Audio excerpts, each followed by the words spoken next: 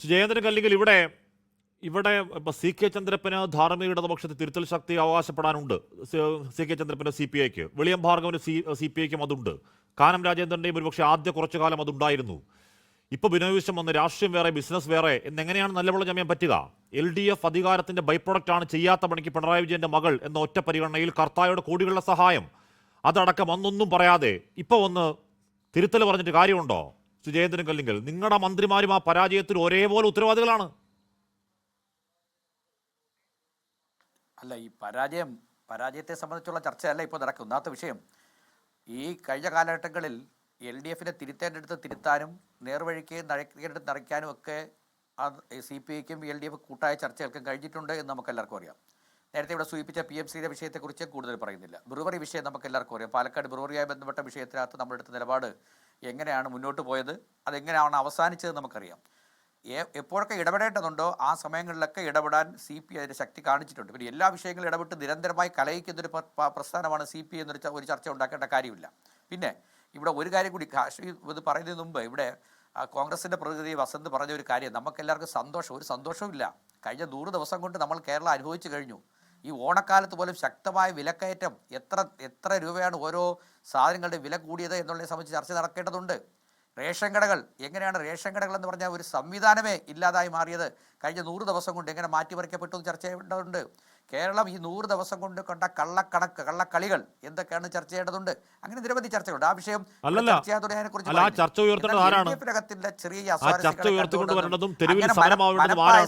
കോൺഗ്രസ് സമരം വേണ്ടെന്ന് തീരുമാനിച്ചേക്കുന്നത്. LDF യോഗം ചേർന്ന് മധുകാലമല്ലേ, കുറച്ചുകൂടെ അങ്ങ് പൊക്കോട്ടെ, പിന്നെ പറയാം.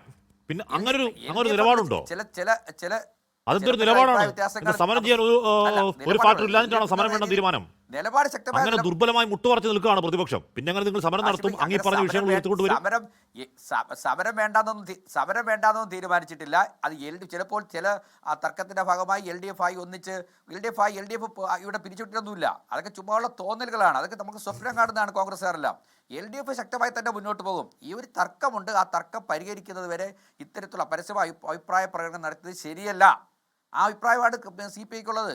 അല്ലാതെ LDFന്റെ സമരം മാറ്റിവെച്ചോന്നില്ല. കോൺഗ്രസിനെതിരെയും UDF ഗവൺമെന്റിന്റെ കൊള്ളരായ്മകൾക്കെതിരെയും ശക്തമായ സമരം മുന്നോട്ട് കൊണ്ടുപോകും. അതിനകത്തൊരു സംശയമില്ല. പിണറായി വിജയൻ അവസാനമായി പറഞ്ഞു കഴിഞ്ഞു, നിങ്ങൾക്ക് ഒരു സ്ഥാനവും തരില്ല.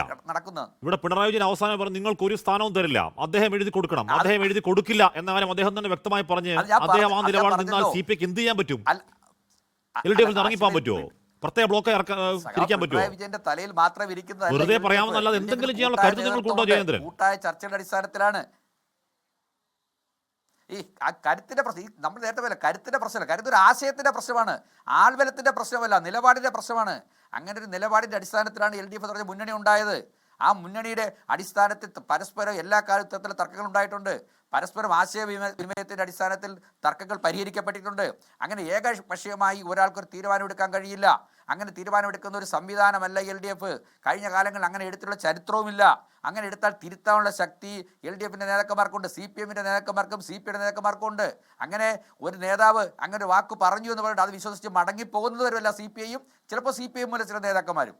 അതുകൊണ്ട് തന്നെ ഇതിന് ശക്തിയെക്കുറിച്ച് കാണരുത്. എത്ര കാലം പല തർക്കങ്ങളുണ്ടായി, ആ തർക്കങ്ങളെല്ലാം പരിഹരിക്കപ്പെട്ടിട്ടില്ലേ? പിണറായി വിജയൻ അവസാന വാക്ക് പറഞ്ഞു അതിനെ മറികടന്ന് LDFൽ TP രാമകൃഷ്ണൻ അന്തിമ തീരുമാനമെടുക്കും നിങ്ങൾക്ക് അനുകൂലമായി എന്നാണോ ധാരണ? അല്ല, അങ്ങനെയല്ല. TP രാമകൃഷ്ണൻ LDF TP രാമകൃഷ്ണന്റെയോ അല്ലെങ്കിൽ പിണറായി വിജയന്റെയോ അല്ലെങ്കിൽ ബിനോയ് വിശ്വം അങ്ങനെ ആരുടെയെങ്കിലും ഭാവമല്ല, ഇത് കൂട്ടായ തീരുമാനമാണ്. അതിനകത്ത് വേറെയും കക്ഷികളുണ്ട്. ഉഭയകക്ഷി ചർച്ചകൾ പരിഹരിക്കാൻ കഴിയാത്തത് മറ്റു ചർച്ചകളിലേക്ക് പോകും. അല്ലെങ്കിൽ കേന്ദ്ര നേതൃത്വമുണ്ട്. ഇത് LDF എന്ന് പറഞ്ഞ പ്രസ്ഥാനം രാജ്യത്തിനും സംസ്ഥാനത്തിനും വളരെ ആവശ്യമുള്ളതാണ്. നമുക്ക് എല്ലാവർക്കും അറിയാമല്ലോ. ആ ഒരു പ്രത്യയശാസ്ത്രം നിലനിൽക്കേണ്ടത് നമ്മുടെ പൊതുസമൂഹത്തിന്റെ ആവശ്യമല്ലേ? അതിനങ്ങനെ തകർക്കാൻ കഴിയുമോ? അങ്ങനെ തകർന്നാൽ നമ്മൾ ആരെങ്കിലും ഒരു രാഷ്ട്രീയ പാർട്ടി പ്രവർത്തകരോ പൊതുപ്രവർത്തകരാകാൻ നിൽക്കാൻ കഴിയുമോ? അങ്ങനെ ഒരു തകർച്ച കാണണമെന്ന് ആഗ്രഹിക്കുന്ന ഏതെങ്കിലും ഒരു നേതാവിന് അങ്ങനെ നമുക്ക് മുന്നോട്ട് കൊണ്ടുപോകാൻ കഴിയുമോ? സ്വാഭാവികമാണ് ഇത്തരം ചർച്ചകൾക്ക് സ്വഭാവം ഉണ്ടാകും, അതിന് പരിഹാരം ഉണ്ടാകും എന്ന് തന്നെയാണ് ഇടതുപക്ഷ പ്രസ്ഥാനവും പുരോഗമന പ്രസ്ഥാനങ്ങളും എല്ലാം കരുതുന്നത്. അങ്ങയുടെ വിശ്വാസം അങ്ങ് രക്ഷിക്കട്ടെ എന്ന് പറയാനുള്ളൂ.